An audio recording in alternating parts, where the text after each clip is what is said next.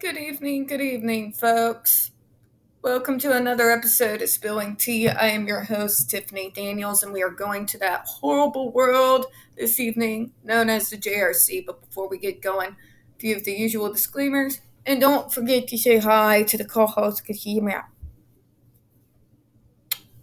First off, you are going to see the link to this article right there in the description box alongside the other pertinent links to the Stop the Shocks campaign, including Autistic Hoya's massive archive on the subject, the ever-present templates. Folks, this is coming to a vote in the Massachusetts House and Senate come this May. For the love of God, take the 5 minutes, sign your name, click on your senator. Don't forget to go into those links. There are phone numbers. We want to let Massachusetts know the world is watching. We also have the ever-present, self-explanatory change.org Shut the Judge Rotenberg Center Down petitions. Now, folks, when we talk about the JRC, you're going to hear vivid descriptions of and catch clips of surveillance footage of people with disabilities being tortured and abused. If you got young children, please use your headphones, all right? It is 4:06. 4:06. And I have been cleaning all day, as apparently is my new Tuesday thing, and running around. I had to pick a pre-workout drink because I did the pre-workout pill thing, and that didn't work out so great. Just bleh. I have to watch out on the sort of pre-workout things, supplements that I take because of the tachycardia, and that didn't go so great. But I didn't have such a hard time with the drink calming my heart down, so there's that. Getting off topic. If I stumble over my words this evening, my apologies in advance, alright? Okay, so we're going to where we left off, and I gotta scoot in here. Because the print in this is really small, and if I try to enlarge it, it gets blurry. Conclusion. Seeing the exceptional in the mundane. In this paper, we have drawn on Agabin's notion of the camp.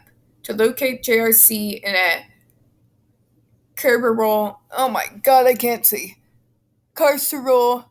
archipelago, Foucault 1977. That includes the continuum institutional settings ranging from the punitive to the medical to the educational. Our focus has been on the material and the discursive structures that conceive of punishments meted out to residents labeled with intellectual impairments, mental illness, and autism as normative and humane treatment. We have also shown how the quasi-surveying constitute disabled residents as bare life. These discursive and material effects of aversive technologies interpolate the disabled subject outside the expectation of a political life bios. They didn't really factor in on people like me now, did they? And regulate to the state of exception as bare life, requiring medical or rehabilitation intervention to initially sustain its life, and then to overcome the effects of the disability. You know, people, you all have fucking disabilities too. I hate to tell you neurotypicals this, but don't you have to use reasonable accommodations? What the fuck do you think a car is? The fuck do you think a dishwasher is? Or half the fucking shit that you have that works to your convenience. It's when we use them, we're bare life. Go fucking figure, right? If possible. In other words, the inability to overcome one's disability enables the surveillant to consign the disabled subject to bare life. Moreover, by conceiving of acts of torture punishment as central to the war against autism, fuck you.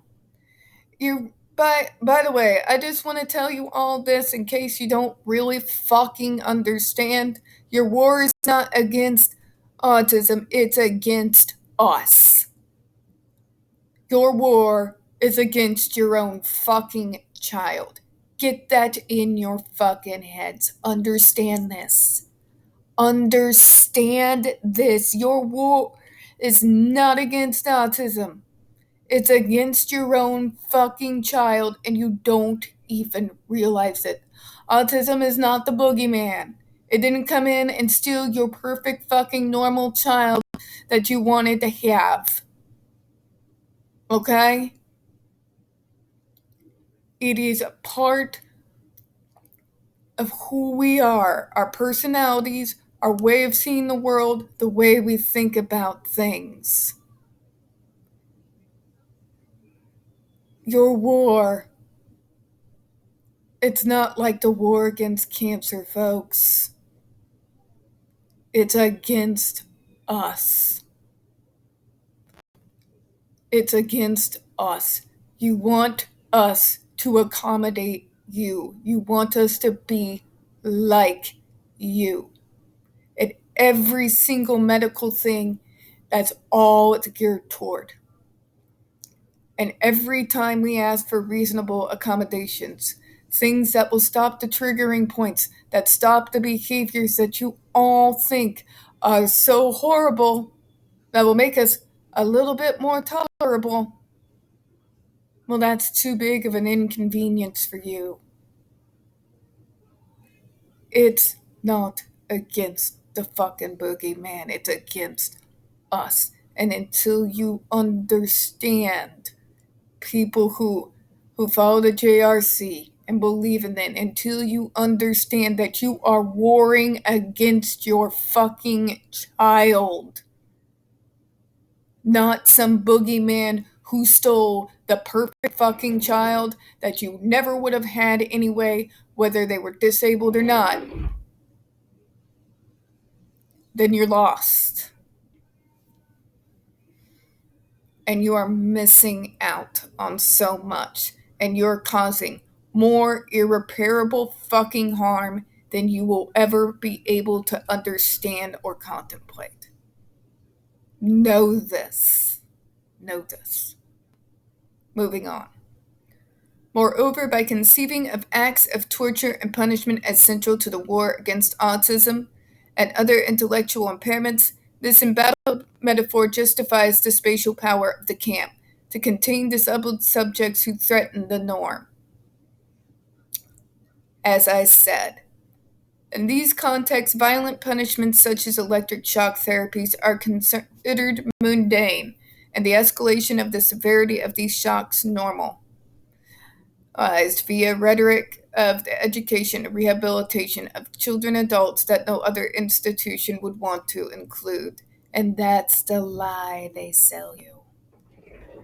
Thus, even when the electric shock therapy is viewed as torture, an exception is made for children and young adults diagnosed with intellectual disabilities, mental illness, and or autism who are now confined to the camp, where they are simultaneously abandoned and bound by the law.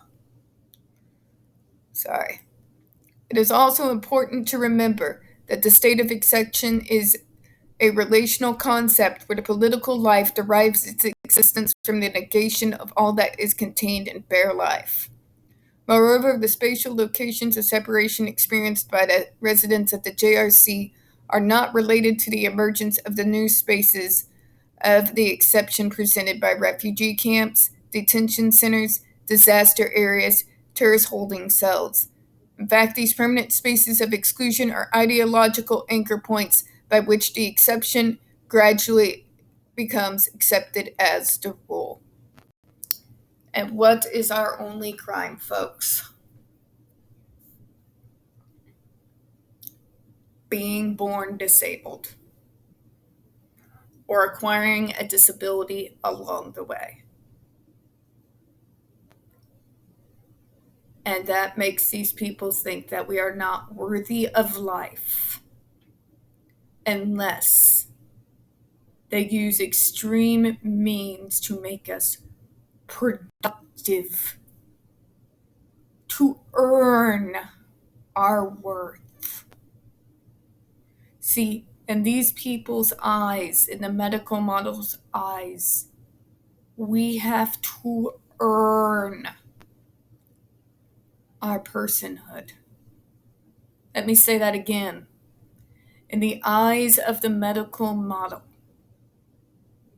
and this is drummed into the parents' heads from day fucking one, by the way. The concept is not that we are born with human dignity and personhood like everybody else, but that we have to earn our personhood. And until this thinking changes, then I'm afraid we might never defeat the JRC. And on that note, I'm going to go ahead and close out this evening. We don't get very many views on this channel, especially on this subject. And the few that we do get do tend to get removed from time to time. So folks, please don't forget to hit that like button, hit subscribe, and don't forget to hit the comments. I do appreciate your time this evening. And as always, we here at Smell and Tea hope you have a good one. Bye-bye.